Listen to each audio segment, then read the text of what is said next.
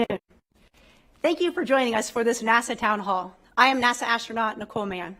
We are here to discuss the exciting announcement NASA leadership made this morning. The changes announced this morning for NASA's human spaceflight programs will set the agency up for the next 20 years. On behalf of the Astronaut Office, we are excited to join you in this announcement. For me personally, this is a huge indication of the progress that we've made, not only with increased operations in low Earth orbit, but the development of our missions to the moon under the Artemis program. Now, I know we're all excited to hear guidance from our leadership, so without further ado, I'll turn it over to NASA Administrator Bill Nelson.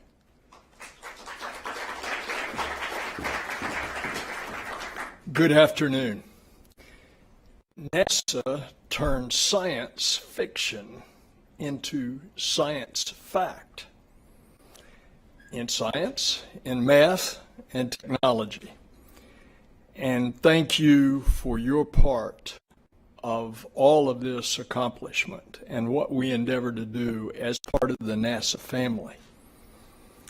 Adventurers and explorers reach the heavens. Scientists, mathematicians, and technicians make a breakthrough discovery and discoveries and technological advancements. The NASA family helps humanity every day. In 2010, Senator Kay Bailey Hutchinson and I, along with the Obama-Biden White House, we chartered a new path for NASA. It was a dual-track approach. NASA would buy services in low Earth orbit from commercial companies and set NASA's eyes on exploration farther out into the cosmos. And since then, we've seen unprecedented investment in the low Earth orbit economy. A decade ago, the commercial crew and cargo programs seemed so far off, but the proof's in the pudding. Just last week, we saw the launch of the first all-private mission to space, and not to mention the incredible achievements that teams across NASA have made on our exploration plans, on SLS, Orion, and the exploration systems. Artemis 1 is nearly ready for launch. Teams have been working overtime at Kennedy to ensure that mission's success. And all this growth has led our Human Operations and Exploration Mission Directorate to grow substantially. Our human spaceflight programs in low Earth orbit and development programs for deep space exploration, all of this counts for nearly half of NASA's entire budget. And so we've gathered here today to announce a modification. Going forward, we will reorganize the agency's human spaceflight programs into two separate mission directorates. Effective immediately, we are working to create the Exploration Systems Development Mission Directorate. I'll shorten that, Exploration Missions Directorate, and the Space Operations Mission Directorate. Space Ops will carry out space exploration, research technology, demonstrations of that technology, space economy development, and international cooperation. Exploration Systems Development will focus on what comes next. Both mission directorates are engineering the future of our Moon to Mars exploration approach from different ends of the spaceflight continuum. This reorganization is about the future of space exploration. It's about setting up NASA for success. Creating two separate mission directorates ensures these critical areas have focused oversight. Both teams will support and execute for mission success. And I have great confidence in Kathy Leaders and Jim Free. They are the right people to lead these new mission directorates. But today is more than an organizational change. It's setting the stage for the next 20 years. It's defining NASA's future in a growing space economy. It's maintaining leadership in space, that it's a top priority for our agency and indeed for our country. This is how we lead. We evolve by how we work. We carry out our missions here on Earth, in low Earth orbit, at the Moon, at Mars, and beyond. Today, NASA is the world's premier space agency. There's no doubt about it. Let us strengthen it. Let us ensure the next generation of trailblazers and pioneers inherit this agency with brimming optimism. The future is there. It's for us to grasp. Onward and upward. And I thank you for joining us in this town hall meeting. I want to hand it over to a great Deputy Administrator, Shuttle Commander Pam Melroy.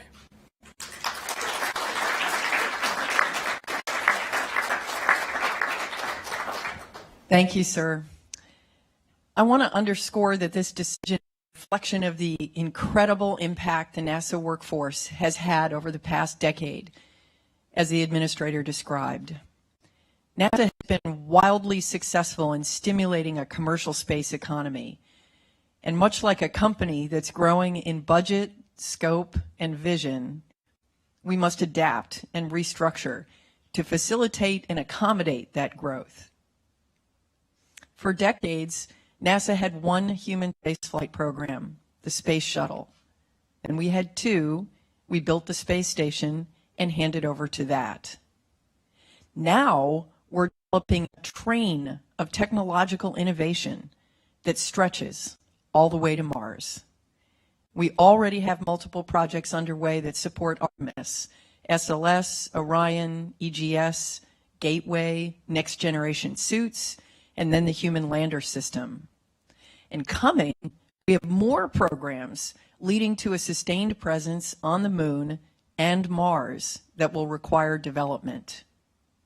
The Exploration Systems Development Directorate will own that architecture for Moon to Mars and be responsible for the systems development portion of each capability of that architecture. Space operations will focus on the safe operation of our current LEO systems and future systems as they complete developmental test and evaluation. That includes completing commercial crew certification, the commercialization of LEO, supporting the eventual commercial follow-on to ISS, and of course, supporting exploration operations. The restructuring of NASA's Human Exploration and Operations Mission Directorate will help us safely and effectively manage this growth in scope. We have the opportunity to better align our organization structure with increasing activities in LEO and with our developmental exploration architecture, and ensure the workforce has a focused oversight team in place to execute for mission success. NASA has a history of setting ambitious goals and then accomplishing them, reflecting our nation's commitment to discovery and innovation.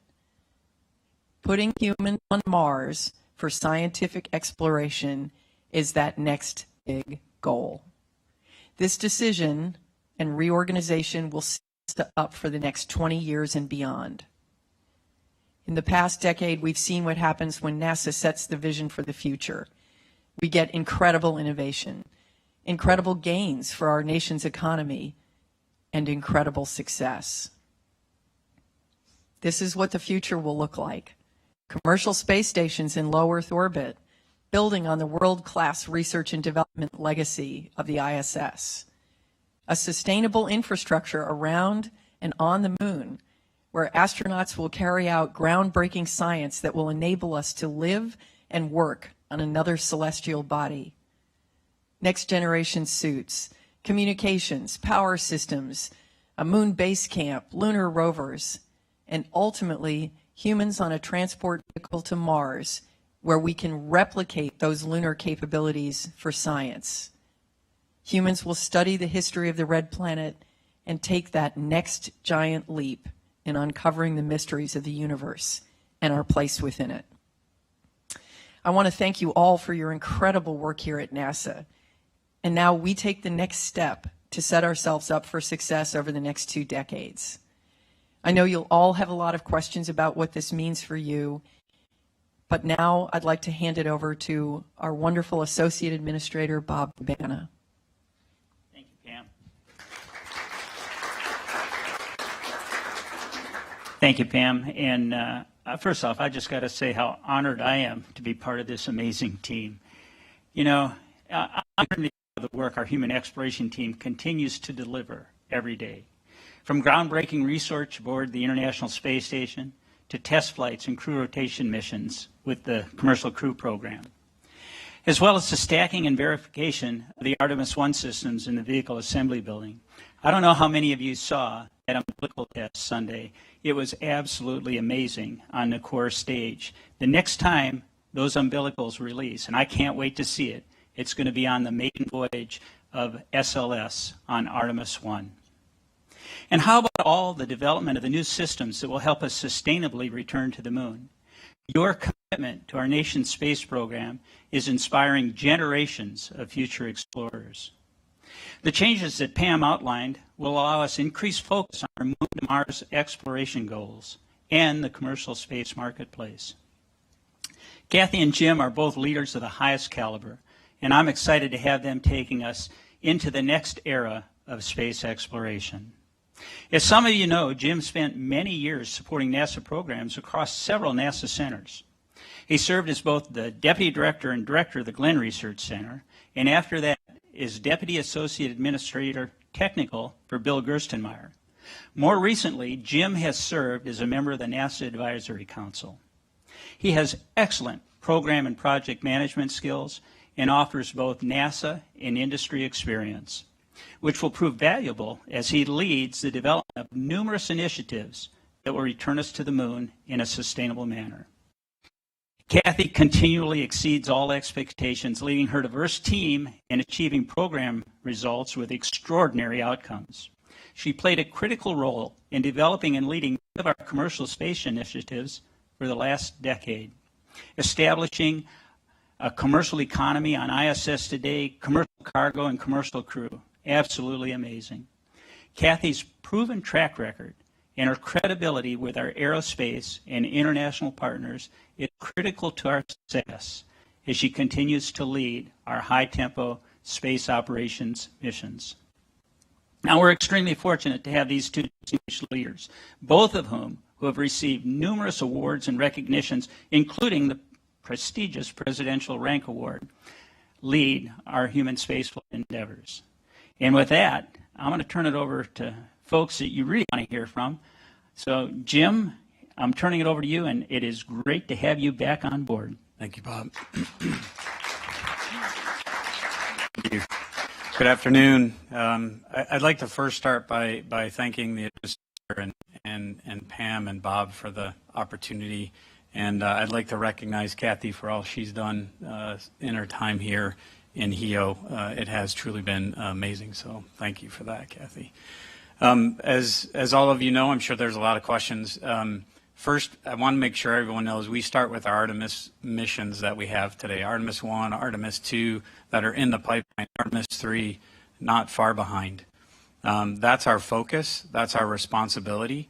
So while we talk about developing things for the out years, our focus is near term and executing those missions. But at the same time, we now have the opportunity to continue refining and defining achievable long-term plans both for the lunar surface and for Mars. What we also have in the Exploration Systems Development Organization is an opportunity to take our approach to development a little bit differently. We can hand it over to operations. We'll finish development, hand it over to operations. It doesn't mean it's operational, but once we hand it off, then we can move on to our next thing, our next development. But what's core to this, and having been at the agency and honestly found when I left the agency how much I missed the people. And it's all about the people and the people that make it work every day, both in our NASA workforce and in our contractor workforce. Those people, you, will all be involved, including our stakeholders. And also central to that are international commercial partners as well, that will remain a part of all future architecture that we develop. So again, I'd like to thank all of you for the opportunity, thank my family for allowing me to do this as well. And let me turn it over to Kathy.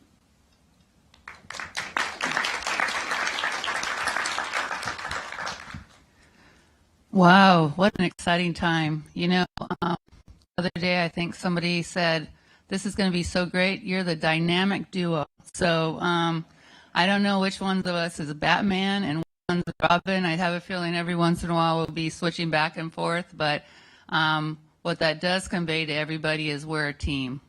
And it's going to take us together to go do all the things that Bill and Bob and Pam are giving us to go do and to go make it happen.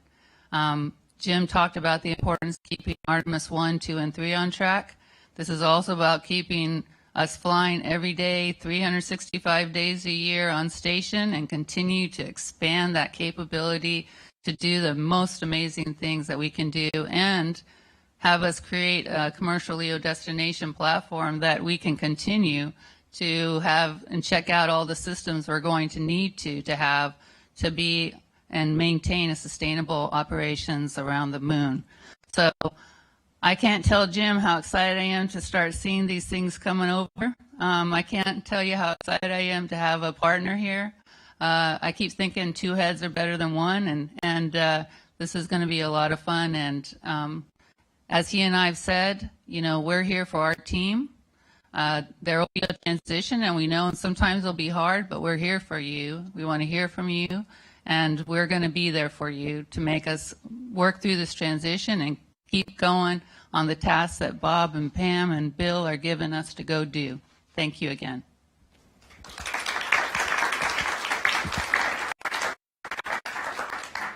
Thank you, Kathy, and to all of our leadership. Now we'll move on to the question and answer session. As a reminder, we've collected questions in advance from the workforce, so thank you to all who have submitted questions.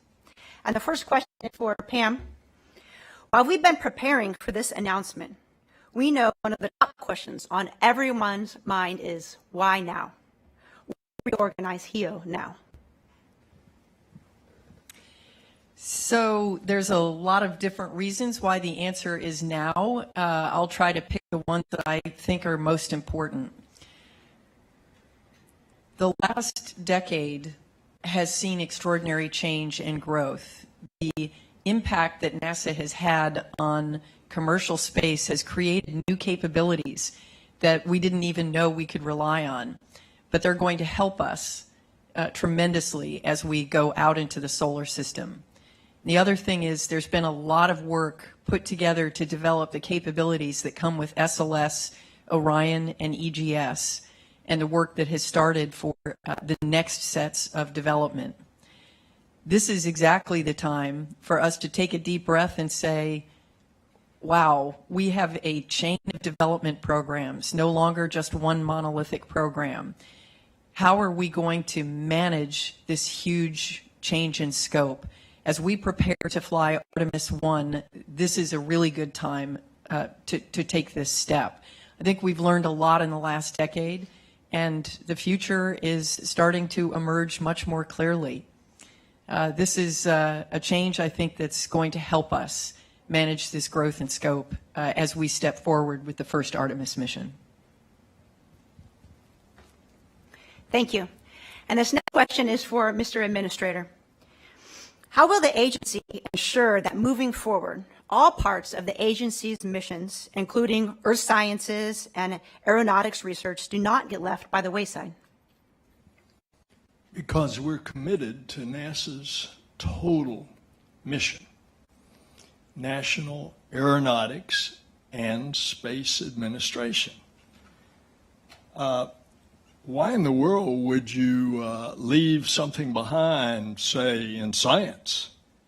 Look how the American people have gotten so charged up as a result of perseverance, and now the little helicopter that's serving far beyond its design life, and now is a rover, a scout, instead of just being a technology demonstration. And I could go on and on. In 23, we have a system launched on a Falcon Heavy. It's called Viper. It's going to the South Pole. It's going to land by the edge of a big crater there, which we think has a lot of geological promise, and it's looking for water.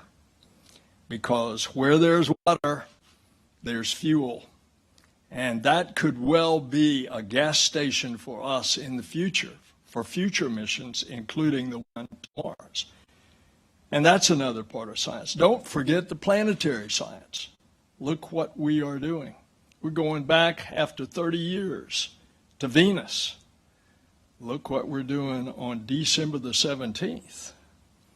We're launching a telescope that's going to be 1 million miles on the side of the Earth away from the sun, and it's going to look out into the heavens, not like Hubble, looking at the array of the sky. It's going to look through a keyhole, and it's going to peer back over 13 billion years of light. It's going to look back to the light at the time shortly after the Big Bang, at the formation of the first galaxies.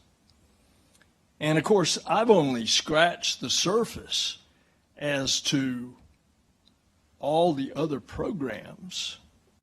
I mentioned aeronautics. Pam and I are going out and see this needle-nosed X-59 that's still at the Skunk Works, that's going to open up commercial air travel where we can fly in half the time from distance A to distance B, and we can fly over populated areas because it's going to be a low sonic boom. Why in the world would we sacrifice all that? We don't want to. We're not. We can do all these things together. And by the way, let me remind you, this is compared to other federal agencies. This is a little agency, about a $25 billion agency. But oh, by the way, it's a can-do agency, and it keeps getting voted for the last 9 years as the best place to work in the federal government. And because we're a can-do agency, we're going to do all of the above, and we're going to make it happen. And we are now, as we stand on the shoulders of the Apollo generation, we are going to lift up the Artemis generation as we go back to the moon and we go on to Mars. Wow, that's a lot. If it doesn't get you excited, I don't know what does.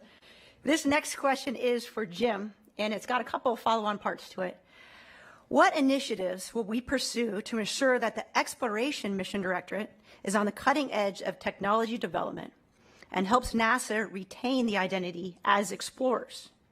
Will it support allowing civil servants to hold a percentage of their intellectual property on technology that they develop in order to retain high performers? Will it also support an alternative funding structure that allows some? Okay, about day two. Okay. Now, so I think to the first question, it's staying connected to STMD. I think we we have to do that, right? That's STMD's purpose, is to continue that pipeline of technology development.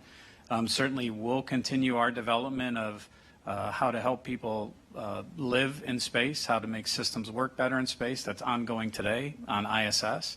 So I think, to me, that's the pipeline that keeps it going. Of course, we'll, on our missions, continue to advance things. There's things that'll fly in Artemis 1 that'll do that.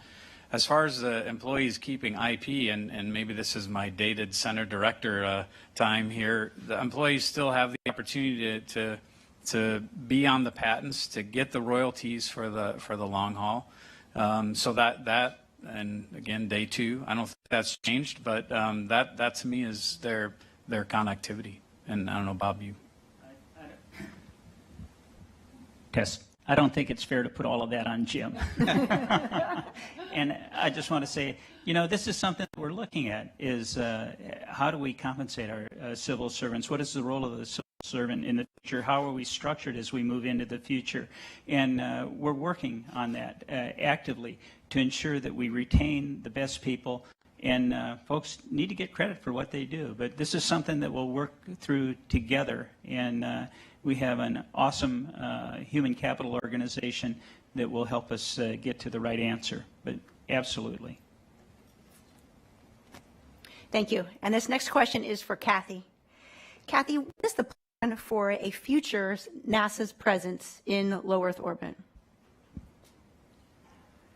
So we're really trying to create opportunity.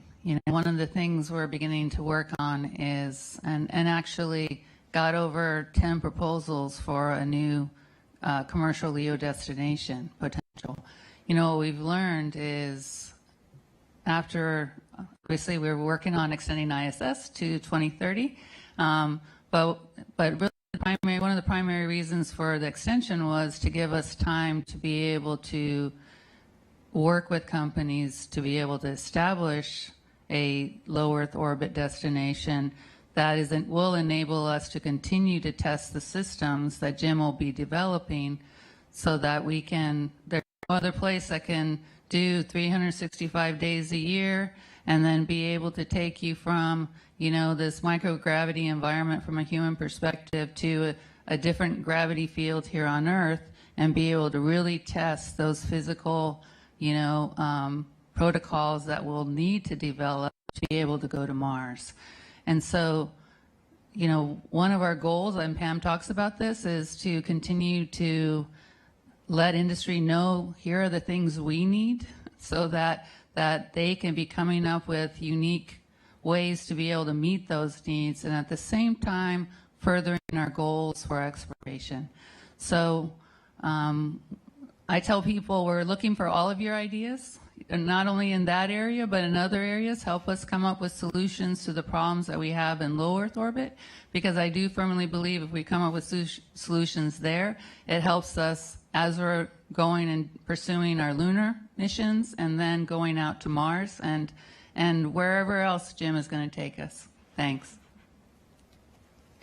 Thank you. And this next question goes back to Bob. Jim mentioned STMD. How does STMD fit into this new organizational structure?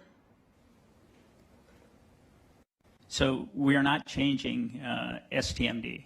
The work that Jim Reuter and his team are doing is outstanding, and we absolutely need that as we move forward, integrated with exploration. And it's a feeder organization. STMD is going to continue on with the CLIPS missions. It's going to continue to help develop the technologies that we need to be successful as we go back to the moon in a sustainable way, as we learn what we need to learn on the lunar surface so that we can eventually go on to Mars. So, no impact to STMD at this time. We're going to continue to operate as a team. And, I got to say, going back to the administrator's earlier answer, I have never seen our agency working together so well, so integrated between all our mission directorates executing our mission. And we all feed into each other. The technologies that we're developing, what we need, it's not like science is going off on their own doing what they want. They're doing what they need to help us be successful with humans. Exploration is going to feed into operations. STMD feeds into exploration and operations. So we're totally integrated as we move forward as one. Thank you, sir. That's good to hear. This next question is for Jim and Kathy, and it has to do with EVA. EVA is comprised of a systems of people and hardware, much more than just the spacesuit.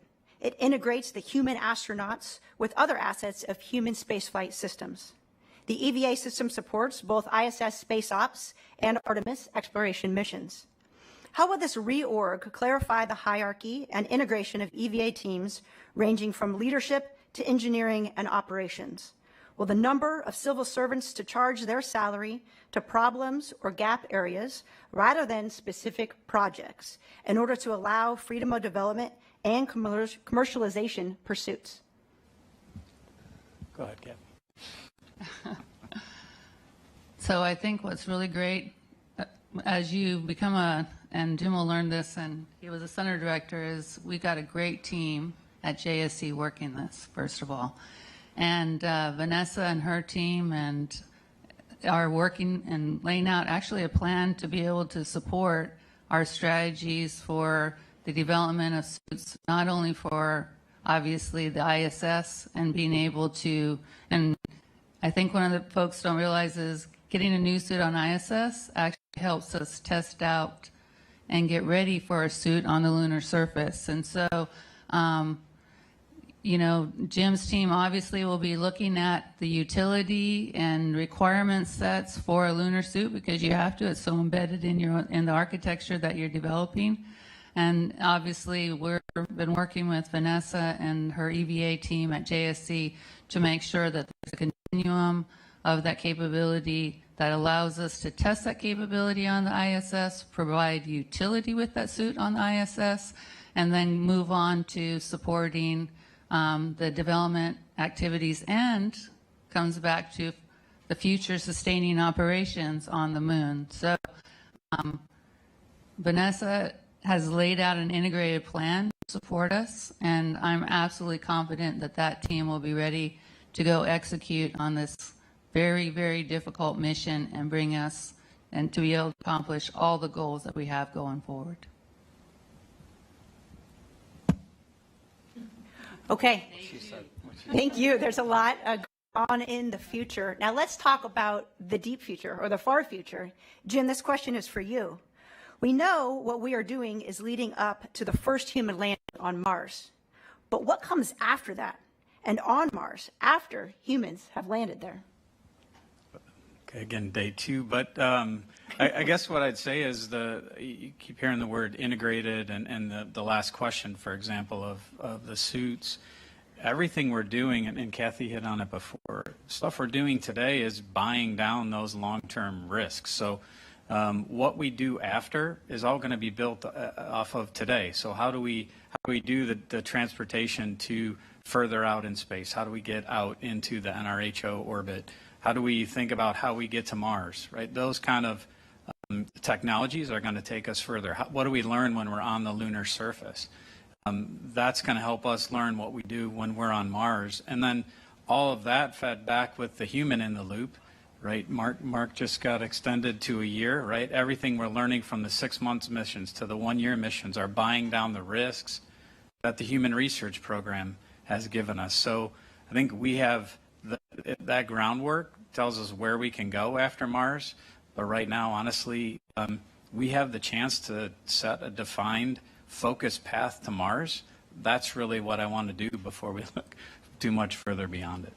Let me just tell you, Thomas is always coming up with new places for us to follow. So we're looking for more places where bots first, boots next. Okay, and Kathy, back to you for one final question. What becomes of the HEO Affordability Initiative with this new Mission Directorate reorganization? Hey, Bob told us today, charge forward. I can't tell you. You know, it becomes even more important for us to figure out how to move to sustainable and cost-effective and reliable, you know, crew transportation for our exploration systems going forward, so we can free up development money for Jim to do the next step. We've got a lot of things. I can see he's got this list going on in his head right now, and it's going to be really, really important for us to get to a place where We have to provide reliable and safe crew transportation for exploration systems, but it's really, really critical for us to then be able to free up the resources for development. Yeah, and I'd just like to add, this isn't just a HEO initiative as it started off. This is a directive from the 9th floor that we have to find a way to become more cost-effective and efficient as we move forward with our Artemis architecture. And we had a telecon this morning. Both Jim and Kathy were in it. Jim, of course, has the initial job of getting us success on our initial Artemis missions. But just as we have restructured contracts on the shuttle, on the International Space Station, we have to move to a more sustainable model as we come out of the development phase. And Jim said it earlier, there's a difference between being operational and operations. It's never going to be truly operational is what we think about. You just get in and go and you don't, you kick the tires and go. That's not going to ever be the case with the systems that we fly. They are going to require extreme diligence by the team, regardless of how the contract is structured, so that we ensure that we are doing things in the absolute safest way, that we understand the risk, and we're going to be constantly learning on every flight and making modifications just as we did throughout the shuttle program. But that doesn't mean we can't get to a more effective contract structure as we move forward.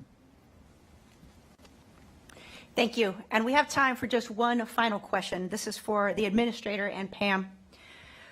I was just, people were curious on what kind of timeline we can expect for organizational changes to cascade throughout NASA based on these new directives. Well, we are starting right now. And there will be an implementation over time, naturally. And we're going to feel that along as we go. But this new 2 directorates starts as of today. So what we understand is, what we're hearing from CFO and Chico is 90 to 120 days is normal for an effort like this. I think it's just important to understand that we're not in a big rush to change things. We have a lot of really important things happening, and we have to keep our eye on the ball. And that's what we're asking you. Keep doing what you're doing, because you're doing really well. And it's very, very important that we take it one step at a time and we don't drop the ball anywhere along the way. So we will take all the time we need to make the transition happen smoothly and safely. Thank you. And that will conclude our question and answer session. I'd like to thank the NASA workforce for all of your questions. Just know that there's going to be many more opportunities to discuss this with leadership in the next coming days, weeks, and even months. And for our speakers, are there any final thoughts that you would like to share with the workforce? And we'll start with Kathy. I thought I had about 4 people's worth of comments to think of something. First, I want to thank the team that has supported me for the last 15 months. I really, really, really appreciate everybody. But I also want to just underscore that I'm really excited about working with Jim. And I know Jim and I will, be working with all of you and appreciate all your support as we're working through this. It is a very exciting time for us, and we're going to need lots of help along the way. Thank you. It wasn't quite as easy as the last time.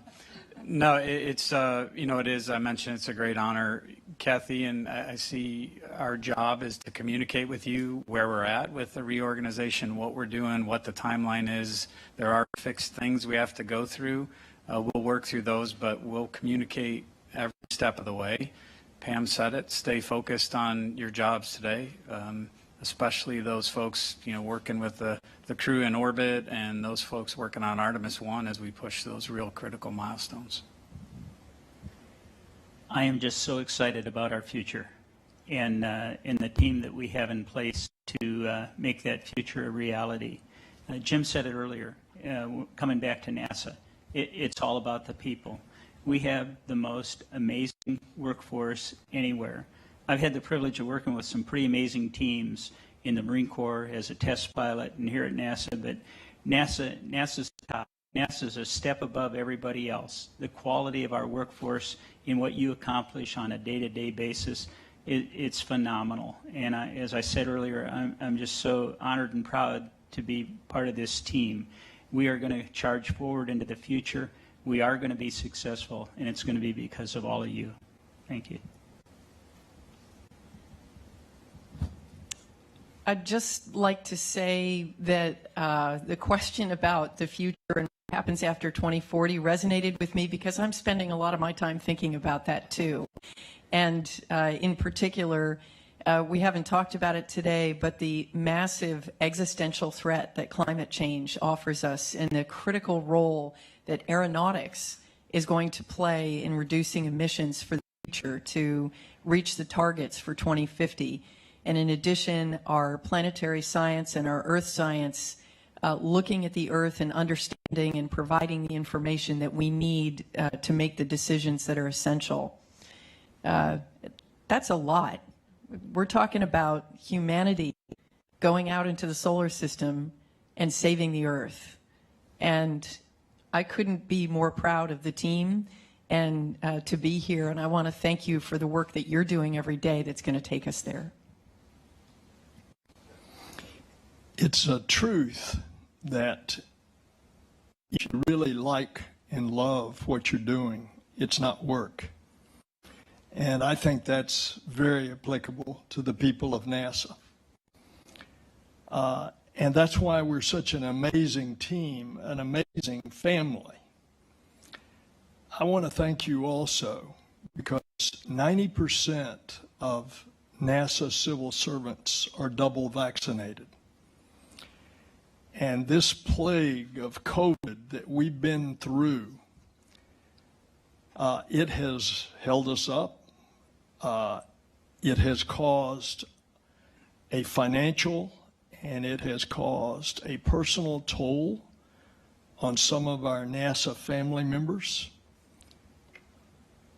It has indeed caused the untimely death of a number of our NASA family members. So I want you all, please, to seriously consider, if you have not been vaccinated, do it for everybody else. Of course, you'll be doing it for yourself, but do it for NASA and do it for our country. And God bless you.